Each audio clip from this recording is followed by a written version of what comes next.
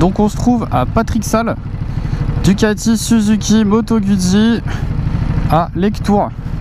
Donc merci à eux pour l'essai.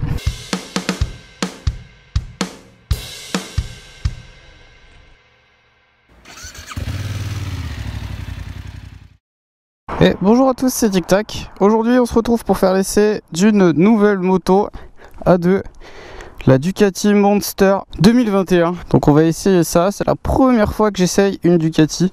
Et là en plus c'est une toute nouvelle moto. Donc on va aller essayer ça ensemble.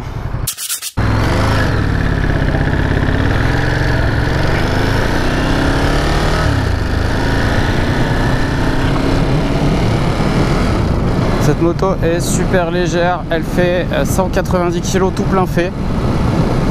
Ça c'est quand même vachement agréable. C'est facile à manier. Elle est pas très haute, parce que la selle est autour de 800 mm. En sachant qu'il y a 3 hauteurs de selle différentes.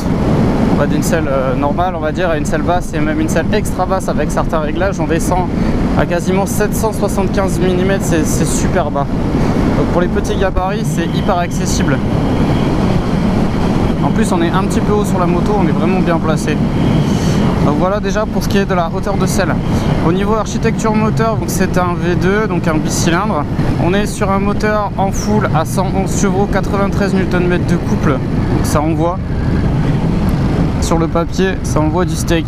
Vraiment.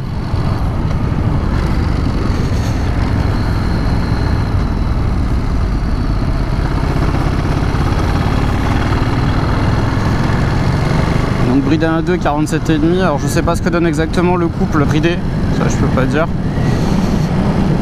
En tout cas là ça reprend plutôt bien avec le bridage.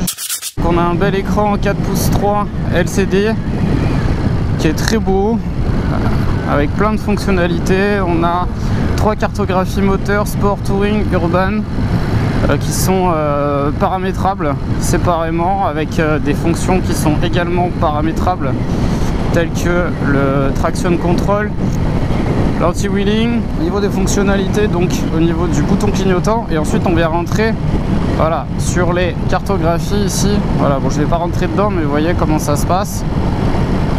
Et donc après il faut par contre aller dans un autre menu pour paramétrer ces modes de conduite. Sur un mode touring c'est un peu le mode route classique quoi on va dire. Là on peut également tout paramétrer mais on est un peu plus tranquille avec une réponse à l'accélérateur qui est plus progressive.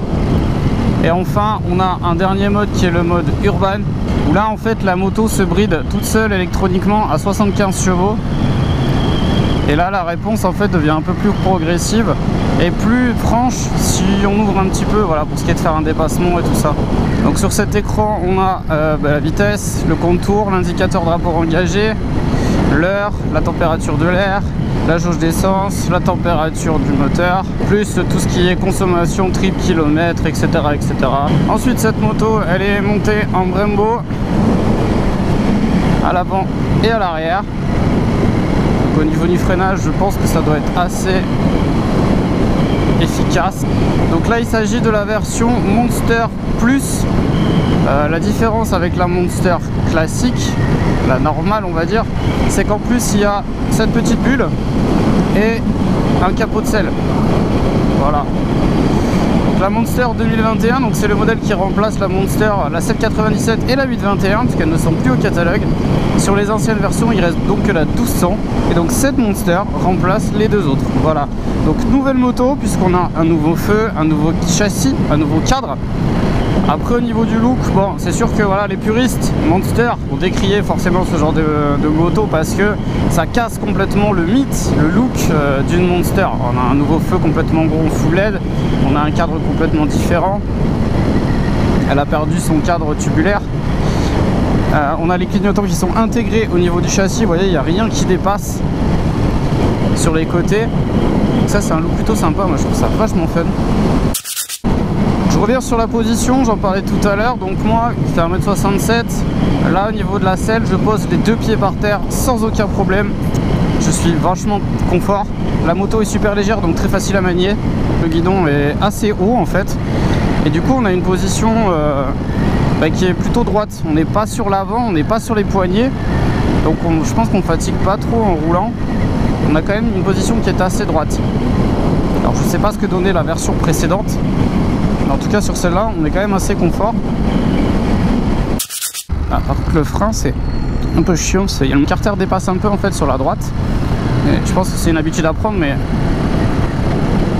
au début ça surprend puisque ça vient toucher un peu le pied en fait au niveau du frein arrière. On a des petites vibrations au niveau des cale-pieds et un petit peu au niveau du réservoir, mais vraiment un petit peu. Au niveau du guidon aussi on sent un peu de vibration au niveau des poignets. Après soyez sympa, c'est la première fois que j'essaye une Ducati.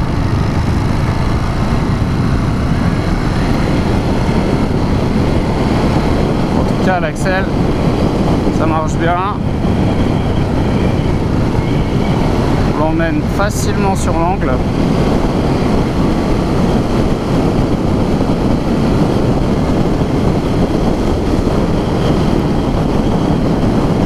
On continue sur les specs, donc on a une fourche inversée qui n'est pas réglable. On a un amortisseur qui est réglable en précharge. On a un shifter up and down de série sur cette moto. Et la moto est en full LED. Les feux, les clignotants, feu avant, feu arrière, clignotant, tout est en LED. Au niveau des tarifs, on démarre à 11 290 € pour le modèle Monster rouge. Si on veut, alors elle existe aussi en gris et en noir, c'est 200 € plus cher. Après on monte un petit peu en tarif si on veut la version plus. Et il me semble que c'est une moto, pour la 2021, elle est moins chère que la 2020. Ce qui est quand même assez exceptionnel. Bon, au niveau protection, on prend quand même beaucoup de vent. Pas énormément parce qu'on a quand même cette petite bulle qui remonte un peu et qui est pas désagréable. Mais bon, ça reste un roadster donc on n'est pas super bien protégé. C'est normal.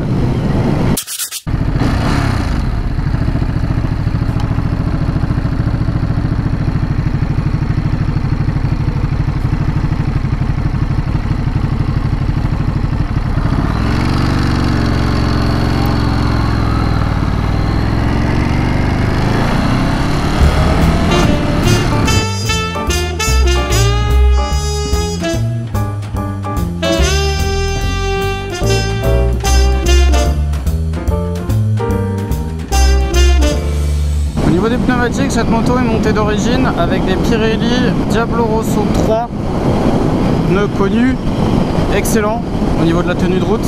Et franchement, ça c'est vrai. Alors, a priori, ils sont un peu longs à chauffer.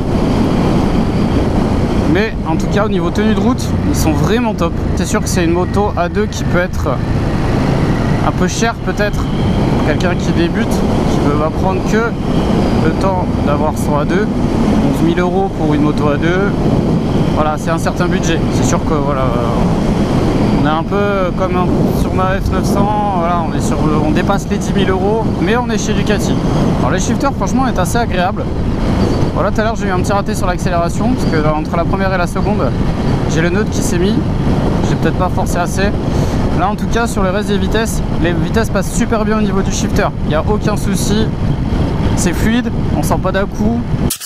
Au niveau du passager, donc je pourrais pas faire d'essai aujourd'hui puisque je suis tout seul. En plus il y a un capot de selle, donc je vais pas aller m'asseoir dessus. Mais en tout cas la selle est quand même très petite, les cale-pieds sont très hauts.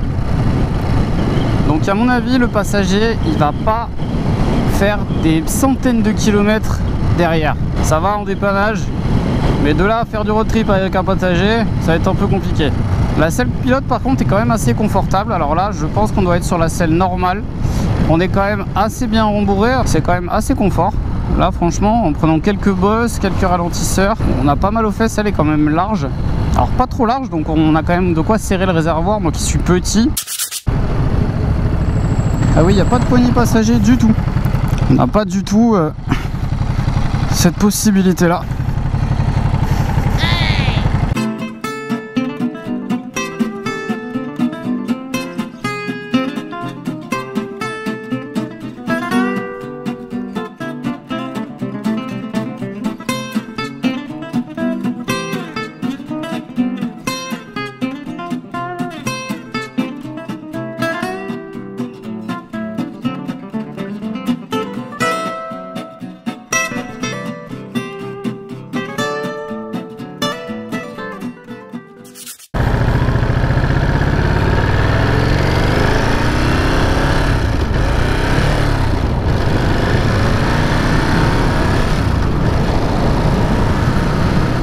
En résumé, une moto bien sympa.